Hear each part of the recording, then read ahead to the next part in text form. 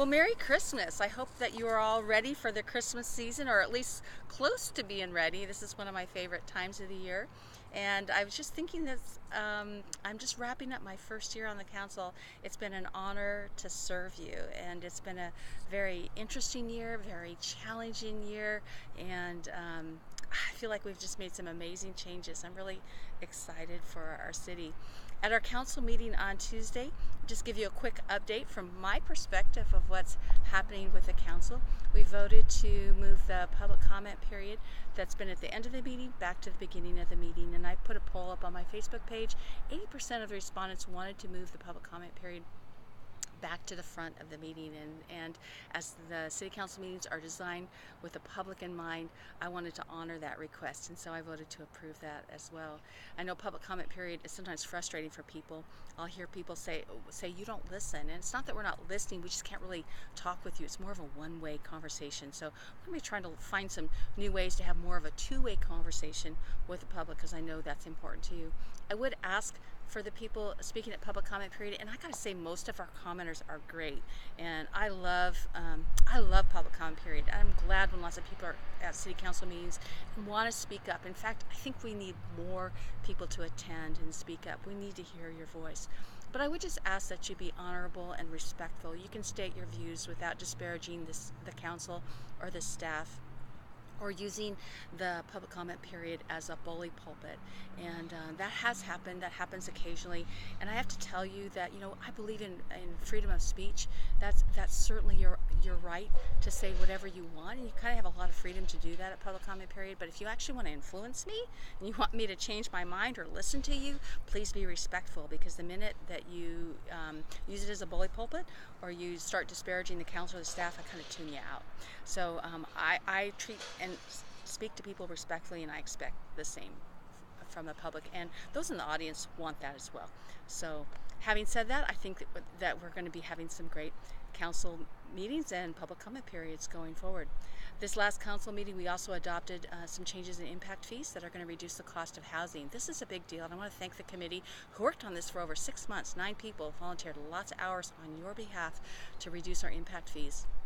And we have to meet mitigation of fees per law, but per some requirements by CEQA. And so it's not as easy as it sounds like just to reduce impact fees. But we're able to reduce them by $4,300 for a single family home for those building homes.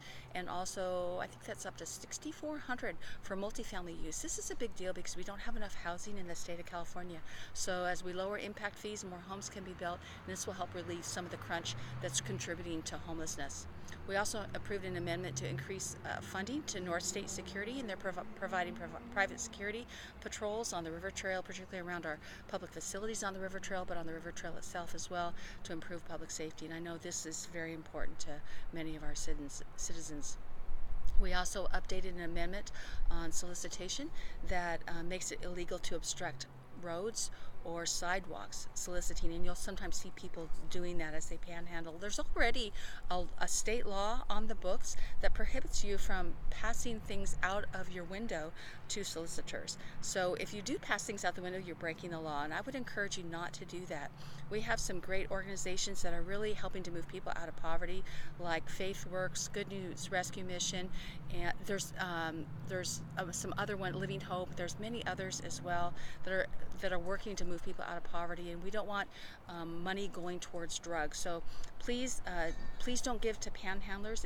It's illegal to pass money out your window to do so, and help us to get people moving out of poverty by giving to organizations that really do good work on our behalf.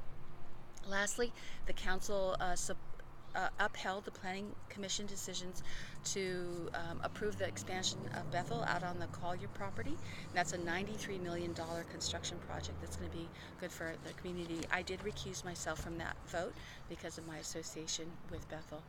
In conclusion, I just want to say it's been a wonderful year. It has been an honor to serve you. Challenging. We had to get a new city manager within just a few months of my being on the council, and going through that whole process and finding out that the best person for the job was really within the city itself. And Barry Tippin has been a blessing to the city, and I just appreciate his can-do attitude, his his work with the staff to bring about a culture that's empowering, that really listens to people, to bring forward new ideas and not just do things the same way we've always done them. We challenged him with 5 areas and 5 goals in key areas, and he's working aggressively to meet those goals. He was willing to undergo the conflict of letting our police chief go and hiring a new police chief. That has also been very positive for the community. I'm sure you've seen the difference in the attitude and just the feeling of public safety in our community as we're looking at this can-do attitude. What can we do with what we have? There's been increased sweeps focusing on key areas of the river trail, downtown, and Hilltop, going after quality of life crimes and substance abuse. And this has been well received by the community. I think it's been a great thing. We have also had great work by our city attorney, who's really strengthened some of our ordinances for quality of life crimes, so for trespassing and for shopping carts and solicitation, these kinds of things that also make it easier to have better public safety within our community. These are just a few of the things that we've been working on. There's more to come. We'll be looking at downtown revitalization and all kinds of things related to downtown and economic development. There's much on our plate, but it's been a great year, not without conflict. But you know, I see conflict often as an opportunity for a positive change, and I'd rather be a peacemaker than a peacekeeper. So, and sometimes you have to fight a little bit to get the peace that's lasting. So as we enter this Christmas season, I pray that the Prince of Peace will bless you and your loved ones. Merry Christmas.